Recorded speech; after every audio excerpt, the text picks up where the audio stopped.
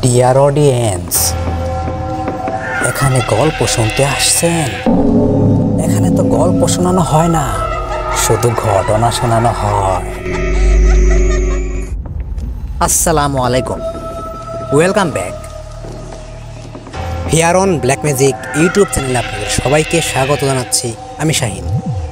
Dear audience, প্রতিদিনের মতো আজকেও প্রস্তুত আছেন তো?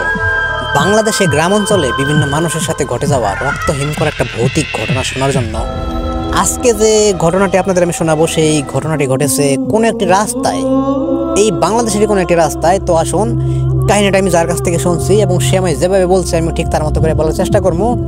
আশা করি সম্পূর্ণ কাহিনীটা শুনবেন আর আমিও যথেষ্ট চেষ্টা করবো আপনার মনোযোগটা ধরে রাখার।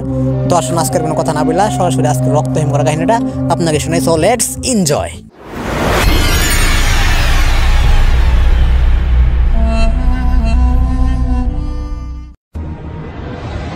আমার নাম ফেরদৌস। আমার বর্তমান বয়স হইতাছে 50 থেকে 52-র মধ্যে, তো 51-52 এরকমই হবে। আমার সাথে এই কাহিনীটা হয়েছিল মোটামুটি 1990 সালের কাছাকাছি। কাহিনীটা কীরকম? আমার স্থানীয় বাসা এই বাংলাদেশেরই কোনো একটি ছোট গ্রামে। তো গ্রাম অঞ্চল এটা এমন একটা সময়, যে সময় কিনা এলাকায় আমাদের গ্রামে বিদ্যুৎ একদমই ছিল না। তো 2000 সালটাও কেমন ছিল তা মোটামুটি ওই সময়কার মানুষগুলো খুব ভালোভাবে জানে। বিদ্যুৎ প্রায় বাংলাদেশের অনেক জায়গায় ছিল না।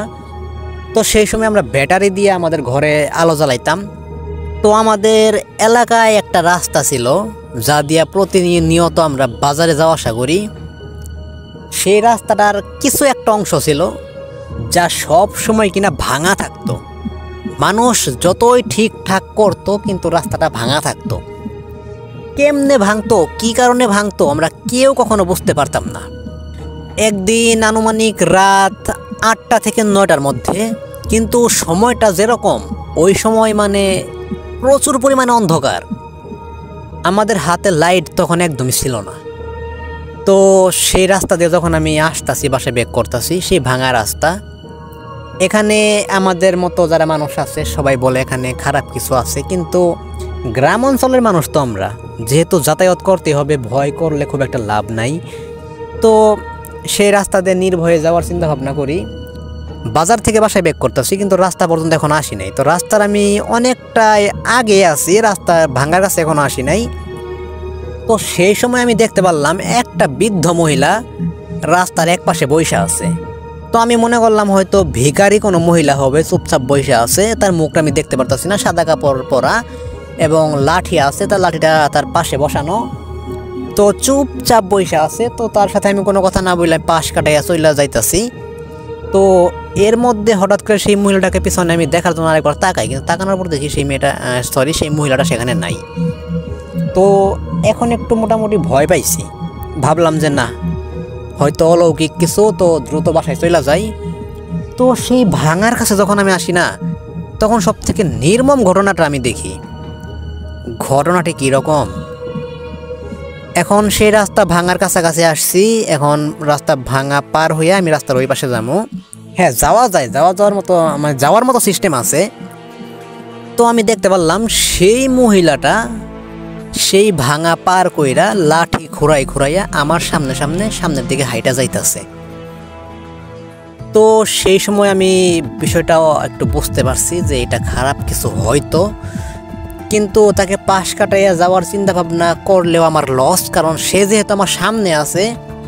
তো সে আমার সামনে থাকাটাই ভালো, কারণ আমি যদি তাকে পাশ কাটাইয়া আমি সামনে যাই, সে আমার পিছনে আসবো। আর এই সমস্ত জিনিস ফলো করলে পিছনের দিকে তাকানো ঠিক না, কখন কোন জিনিস দেখবো তা বুঝতেই তো পারতেছেন। তো আমি সেই মহিলাটার পিছনে হাঁটতেছি। সেই মহিলাটা খুব ধীরে ধীরে হাইটা যাইতাছে। এখন আমি বুঝতে পারলাম সে যত ধীরে ধীরে হাইটা যাইতাছে, আমি যদি তার পিছনে যাই, তাহলে মনে করেন যে আজকে বাড়িতে যাইতে রাত আমার 1টা বাজবো। এতটাই স্লো মোশনে সে যাইতেছে। শুধু মেয়ে আসা পড়তেছে মুখে। তো মহিলাটা পিছনের দিকে তাকায় না, খুব ধীরে ধীরে। এখন না হয়তো ভাবতে পারেন যে এটা কোনো সাধারণ মহিলা, কিন্তু সাধারণ মহিলা না, কারণ এই মহিলাকে আমি কিছুক্ষণ আগে পিছনে রেখে আসছি। বুঝতে পারতেছেন বিষয়টা? পরে ভাবলাম যে না, এই মহিলাটাকে এভাবে এর পিছনে পিছনে যদি আমি যাই তাহলে অনেকটাই সমস্যা হতে পারে, রাতে বাসায় ফিরতেও দেরি হব। এরপরে শুধু একটা চিন্তাই করি, আমার পরনে তখন লুঙ্গি ছিল, লুঙ্গিটা সুন্দর করে আমাদের গ্রাম অঞ্চলের ভাষায় বলা হয় কাঁচার দেওয়া, ভালো করে কাঁচার লাগাই এবং সেই মহিলার সাইড দিয়ে এত জোরে একটা দৌড় দেই, পিছনের দিকে তাকানোর কোনো টাইম নাই। এক দৌড়ে বাসায় যাওয়ার পর তো আমি শুধু হাঁপাইতেছি, হাঁপাইতে হাঁপাইতে বাসায় তো আমার বলতেছে কি হয়েছে তোমার, এত হাঁপাইতেছো কে, কারোর সাথে ঝগড়া করছো? পরে বললাম দূর, ঝগড়া দূরের কথা, ওসব বাদ দেও, রাস্তায় এরকম কিছু হয়েছে আমার সাথে। তখন তো বলে আর এত রাতে কখনো যাবা না। তখন আমি বলছি পাগল নাকি, আজকে শুধু বিপদে পড়ছিলাম দেখে এতটুকু সময় আমি বাইরে আসছিলাম বাজারে। তো তারপর থেকে আর রাতে কখনো আমি সেই রাস্তা দিয়ে যাওয়া আসা করি না, দিনের বেলা যাওয়া আসা করি। এবং এই রাস্তা নিয়ে অনেক কাহিনী আছে, অবশ্যই ইনশাল্লাহ পরবর্তীতে শোনাবো। তো ডিয়ার অডিয়েন্স, ছোট একটা ভয়ের ঘটনা, মর্মান্তিক ঘটনা এখন আমি সংগ্রহ করতে পারবো না, কারণ শুধু ভয়ের ঘটনাগুলো সংগ্রহ করতে পারি। তো এইটুকু ভয়ের কাহিনী আপনাদের কেমন লাগছে আমি বলতে পারবো না, যদি ভালো লাগে সেটা লাইক করবেন। আর আমি শাহিন আজকের মতো বিদায় নিচ্ছি, আসতেছি আগামীকাল একই সময় আবার রক্তহীন করা একটা ভৌতিক ঘটনা নিয়ে। তো সেই পর্যন্ত সবাই ভালো থাকবেন, সুস্থ থাকবেন এবং fair on black magic YouTube চ্যানেলের সাথে থাকবেন। ধন্যবাদ।